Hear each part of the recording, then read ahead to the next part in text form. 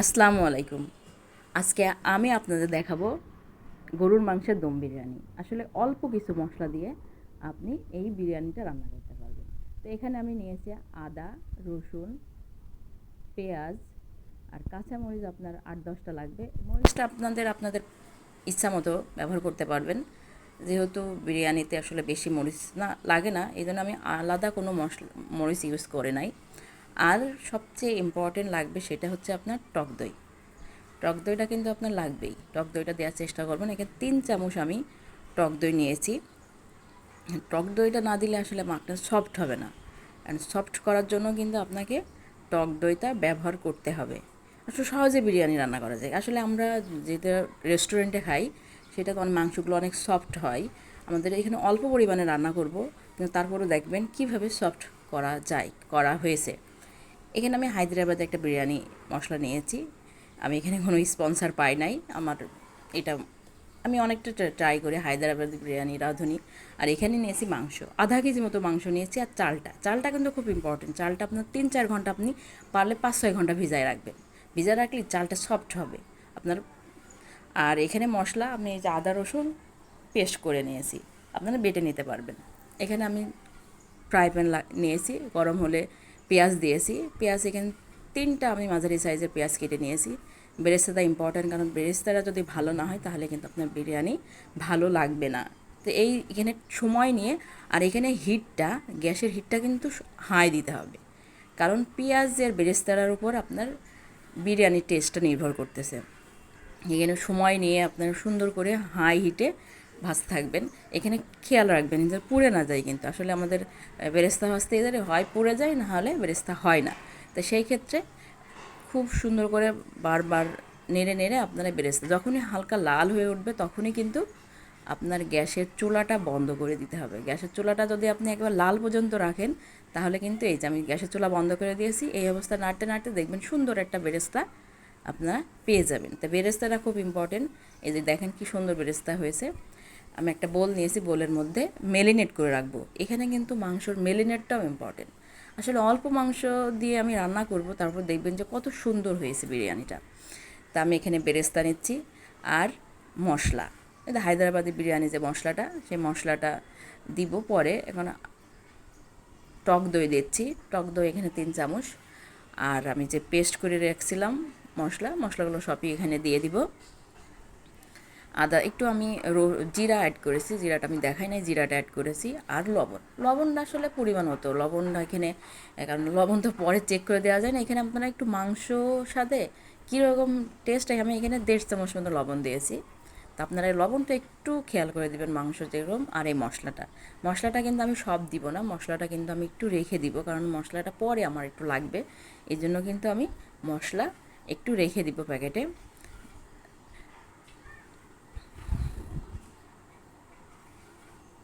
আমি একটু মশলা রেখে দিলাম, এই যে আলাদা সাইডে রেখে। এই তেলটা কোনটা, ওই বেরেস্তা ভেজেছি ওই তেলটা, কিন্তু আমি কিন্তু সরিষার তেল ইউজ করেছি। দেখেন খুব কম তেল আমি কিভাবে, এখানে ৩ চামচ মতো তেল মনে হয় ছিল। এই ৩ চামচ তেল দিয়ে আমি এই যে হাত দিয়ে প্রেস করে আপনাকে কিন্তু মাখাইতে হবে। আপনি যদি আলতো করে মাখান তাহলে কিন্তু আসলে এখানে আপনার মেলিনেটটা হবে না।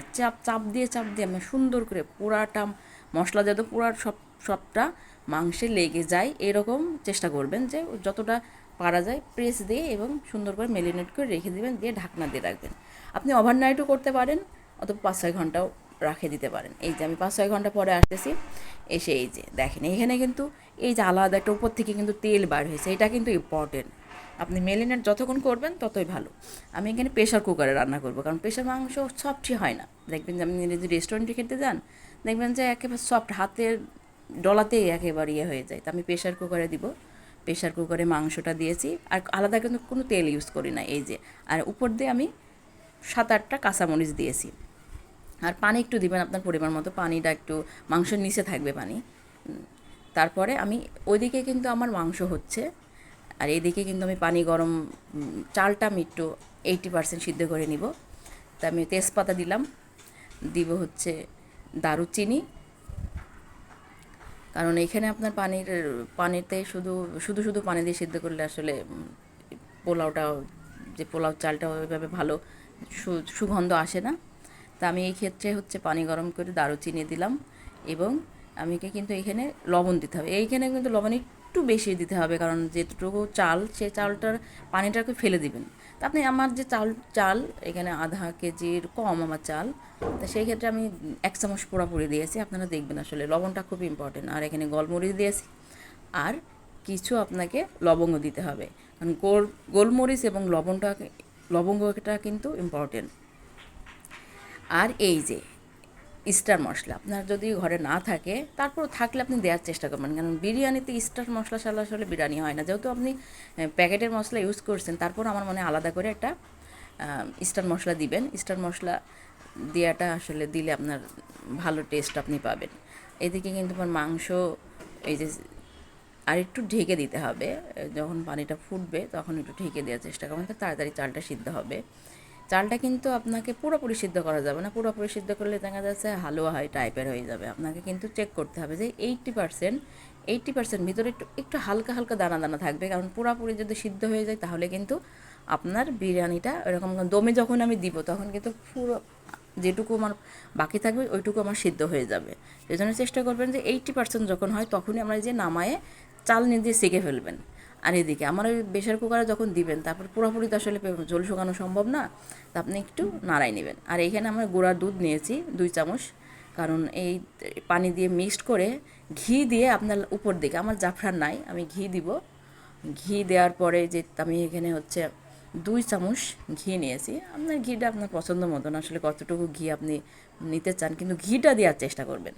এই যে মাংসটা কিন্তু ঝোলটা প্রায় কি আমার শুকায় গেছে, কারণ প্রেশারে যখন আপনি দিবেন তখন একটু ঝোল থাকবে, সেই ঝোলটা আপনি চুলার উপরে দিয়ে ঝোলটা একটু করবেন, তেল উপরে ভাসতে হবে, কারণ ঝোল থাকলে হবে না। আর এই যে আর ওই ঝোল একটু আমি এই যে দুধের মধ্যে দিব, কারণ আমার যেহেতু জাফরান নাই, কালারটা একটু যেন হয়, কারণ সাদা সাদা হয়ে থাকলে কীরকম হয়। আপনার ঘরে যদি জাফরান থাকে আপনি জাফরান দিবেন, তারপর ঝোল একটু তুলে রাখবেন, কারণ এটা টেস্ট আপনার বাড়াবে।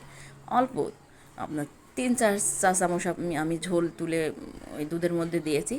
দেওয়ার পরে দিয়ে একটু মিক্সড করে নেবেন ভালো করে, কারণ ওখানে ঘি থাকবে, দুধ থাকবে আর চাল। এই পর্যায়ে আপনার চালটা দিয়ে দিতে হবে। চালটা যখন আমি দিয়ে দিব, চালটা কিন্তু একটু করে দিব, সমান করে দিব, কারণ এই যদি এলোমেলো উপরে যে সারফেসটা যদি এলোমেলো থাকে তাহলে কিন্তু স্টিমটা হবে না ভিতরে। এই জন্য আমরা চেষ্টা করব যে সমান করে লেভেল করে দেওয়ার জন্য। লেভেল করে দিলে আপনার সব দিকে আমরা যখন দুধ দেবো মানে হিটটাও সব দিকে সমান হবে। এই জন্য আমরা লেভেল করে দেওয়ার চেষ্টা করব। আর ওই যে ঘিটা কিন্তু চারদিকে ছড়াই দিব, কারণ একদিকে আপনি যদি শুধু মাঝখানে দেন মাঝখানেই হবে। এই জন্য চেষ্টা করবেন যে চারদিকে ছড়াই যেন প্রতিটা ভাতের সাথে যেন এই ঘি এবং দুধের মিশ্রণটা যায়। আর আমি যে মশলা রেখে দিয়েছিলাম একটু, ওখান থেকে আপনি অল্প একটু মশলা জাস্ট উপর থেকে ছড়াই দেবেন ফ্লেভারের জন্য এবং একটু কালারের জন্য, কারণ কালারটা দেখতে উপর থেকে দেখতেও আপনাকে একটু ভালো লাগবে। এজন্য কিন্তু এই অল্প একটু ছড়াই দিবেন, আর ফ্লেভারটাও বিরিয়ানি একটা ফ্লেভারটা আপনি পাবেন। আর এরপরে আমি দিব হচ্ছে বেরেস্তা কিন্তু আমি তখন পোড়াটা দিয়েছিলাম না, ওই বেরেস্তা আমি একটু দিয়ে দিব, একটু বেরেস্তা দিয়ে দিব, কারণ বেরেস্তাটা আমি রেখে দিয়েছিলাম, দেখতে সুন্দর লাগবে। এরপরে আমি কিশমিশ দিয়ে দেবো কিছু, কিশমিশ দেওয়ার টেস্টটা একটু আপনার মিষ্টি ফ্লেভার পাবেন। যেহেতু আমি আলু বোখারা দেয় নাই, আপনি এখানে দিতে পারেন। দেওয়ার পরে কিছু কাঁচামরিচ দিব, কারণ কাঁচামরিচটা আপনাকে ফ্লেভার দিবে, আপনি মরিচের জন্য না বা ঝালের জন্য না। তারপর সুন্দর করে এটা প্রেস করে রেখে দিব। তারপরে এটা কিন্তু জালটা কিন্তু হিটটা কিন্তু আপনাকে লো রাখতে হবে, যতটা লো রাখা যায় লোটা রেখে আপনাকে স্টিম হওয়া পর্যন্ত দেখতে পাবো, দেখে আপনি কতটুকু রাখবেন। আমি এখানে 10 থেকে 12 মিনিট রেখেছি। তারপর আপনি দেখবেন যে আসলে একটু ফ্লেভার একটু পোড়া যাতে পুড়ে না যায়, ফ্লেভারটা আপনাকে সুন্দর একটা ঘিয়ের ফ্লেভার আপনি পাবেন। এই যে আমি দেখতেছি, এই যে আমি চুলা বন্ধ করে দেওয়ার পরে আপনাদের দেখাচ্ছি। চুলা বন্ধ করে আপনি 10 মিনিট একটু চুলা বন্ধ করে রাখবেন, তারপর দেখবেন এই যে দেখেন কি সুন্দর একটা উপর থেকে কি সুন্দর লাগছে। দেখেন ভাতগুলো একটু ফুলে উঠেছে, খুব সফট কিন্তু ঝরঝরে হবে। কিন্তু আমি আপনাদের দেখাবো যে কীরকম, দেখেন এই যে দেখেন কি সুন্দর ঝরঝরা হয়েছে। এই যে দেখছেন সফট হয়েছে এবং ঝরঝরা হয়েছে, আসলে খুবই সুন্দর হয়েছে। আসলে এইভাবে তো দেখানো আমি ভিডিওতে কতটুকু দেখাতে পারছি, কিন্তু খুবই সুন্দর হয়েছে, আপনার ঝরঝরা হয়েছে এবং মাংসটা যে কত সফট হয়েছে আমি আপনাদের প্লেটে খুলে দেখাচ্ছি যে মাংসটা আসলে কত সুন্দর হয়েছে। আপনি উপর থেকে একটু এই পর্যায়ে একটু নাড়াচাড়া করে আর একটু ঢাকনা দিয়ে বন্ধ করে রাখবেন। তাহলে কী হবে, আরও 10 মিনিট একটু নাড়াচাড়া চারপাশ থেকে নাড়াচাড়া করার পরে রেখে দিবেন। এই যে আমার বর এখানে সাহায্য করছে ডেকোরেশনের কাজের জন্য।